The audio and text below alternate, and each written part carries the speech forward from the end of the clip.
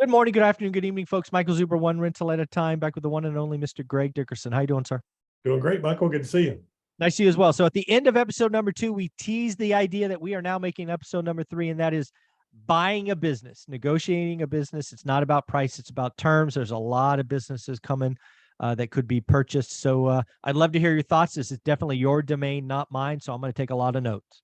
Yeah. So number one, is it better to buy or better to build a business? And, it depends on the business, depends on the circumstances, all those types of things. But generally, in most cases, it's better to buy an existing business that has a reputation, employees, supply chain, creditors, vendors, all of that momentum that you can come in that just needs some more active ownership, somebody that really knows what they're doing versus starting something from scratch. Now, again, depending on what type of business it is, if it's service-based or whatever, it might be easier, cheaper, better to start it from scratch. But right now, going forward, we've talked about all the risks and threats and everything out there, but whenever there's a storm, man, there's always a little ray of sunshine in there, right? And as soon as the clouds part, you just see blue sky. So with businesses struggling and with the economy heading where it's going to head, and businesses having to contract, there's going to be a lot of owners that are going to want to exit their businesses and want to get out. And there's not going to be anybody coming up behind them because you can't borrow right now Right.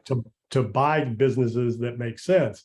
A lot of owners that were looking at possibly selling last year or two saw very inflated multiples that they could have sold their companies for. Now that's not there anymore. So those multiples have contracted, if not, gone away completely. So there's gonna be a lot of business owners out there that aren't going to really have anybody to sell or pass the business along to. And their only other option is just close up, liquidate, and sell stuff for pennies on the dollar. So that's where you can come in and you can negotiate a deal with an owner and have them finance the business and say, look, why don't I just pay you what you would have earned, for the next couple of years for the business? So if somebody's pulling 100 grand a year out of the company, you can pay them 100 grand a year as long as you still have enough cash flow for yourself. And, that's what you pay them over the next couple of years, or you can put a multiple in place and have them finance it.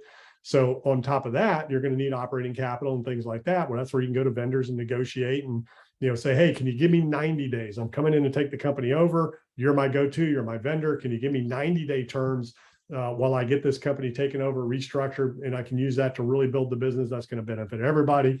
And then again, you could have other investors come in to help you with cash to build the business, grow it, and scale it. But generally, if it's a good operating business, the owner's just tired, doesn't really have any desire to do anything with it, generally you can step in, use the cash flow from the company to pay the owner, and then build on the sales yourself if you know what you're doing. So that's the key.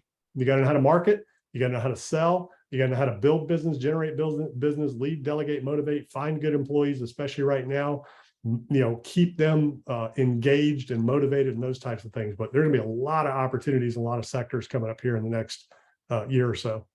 I'm fascinated by how quickly your brain works and all the opportunities you see there. It really goes back to our first conversation, trucking a toolbox. You're an entrepreneur, investor, operator. It's awesome.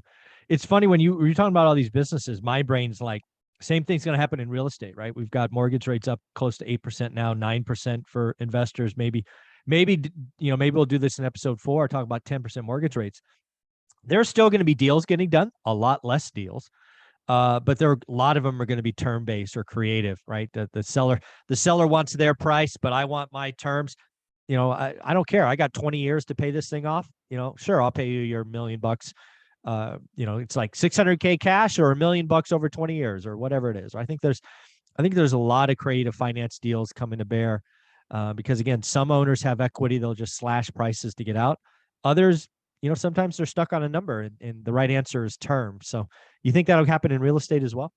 Well, let's talk about that on the next episode. Let's stay on business right now, because you can use the same type of structure for businesses that you use in real estate. And a lot of businesses have real estate attached.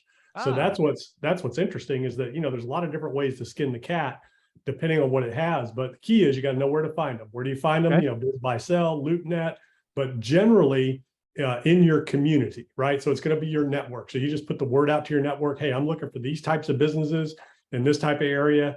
If you have a business you want to sell, or if you know anybody that has a business they want to sell, let me know. That's what I'm looking to do. And then if you need capital, then you can raise that from investors to help you. You can get it from vendors. You can get it from the owner. So there's lots of different ways. And then the other thing is you got to know your numbers.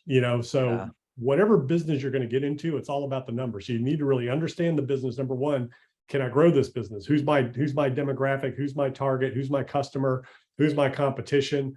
How can I be a go-to in the community for this business I'm going to take over, or in this region, or in this, nationwide or worldwide, whatever it is you're looking to do?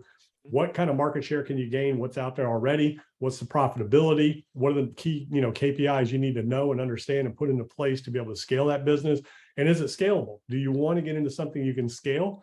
Do you want an owner operated business, where you're in there running it, and those types of things. So, is there ancillary businesses you can roll up with it? I've done this myself. That's what I did over my career, and, different types of businesses. And, so those are the types of things you need to think about, know, and understand.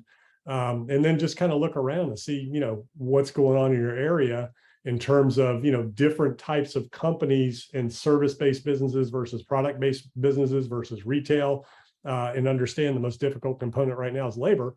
So, you need to understand, well, how can I solve that before I even get into this business? And so those are just some of the things you need to think about when you're, buying a business or even starting one.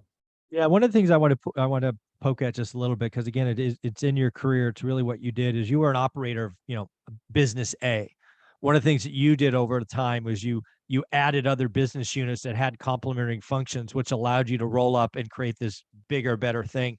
So let's talk about an operator who has something today, maybe taking out competition, maybe finding a business that's, one step away from what they're doing. So it gives them maybe a broader level of service or whatnot. Those are also opportunities. Yes.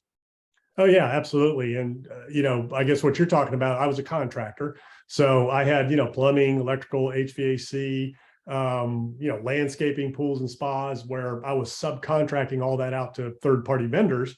And I had a couple of those individuals that, were good tradespeople, but not good business people, and they were in trouble. So I came in, took them over, bought the company, grew it, scaled it, blew it up, because I was a marketing expert. So I knew how to get in and blow a company up real fast in terms of sales and marketing. And I'm also a leader, delegator, motivator. Different employment climate back then. It was easy to get employees, it was a whole different labor market. So we were able to get a lot of employees, and put people on the road quick.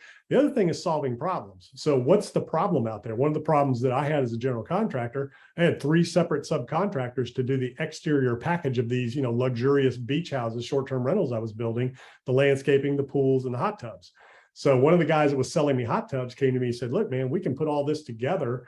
Buy these direct. You're buying 30, 40 of them a year from me. You can buy them direct, get them at wholesale prices, and then we can sell to the community. Then they have one phone call and get everything done. The outdoor experience, your pool, your hot tub, and all of your landscaping all in one. So we created a company, started doing that. He ran it, bought a little building, owner financed on a 40-year term. I don't even know that we put any money down. I think it was 100% owner financed, 40 years. And we put the business in there, had a couple other tenants. It was a strip center. We renovated that and, just creative financing. And again, we found an owner who didn't want to cash out. They wanted income.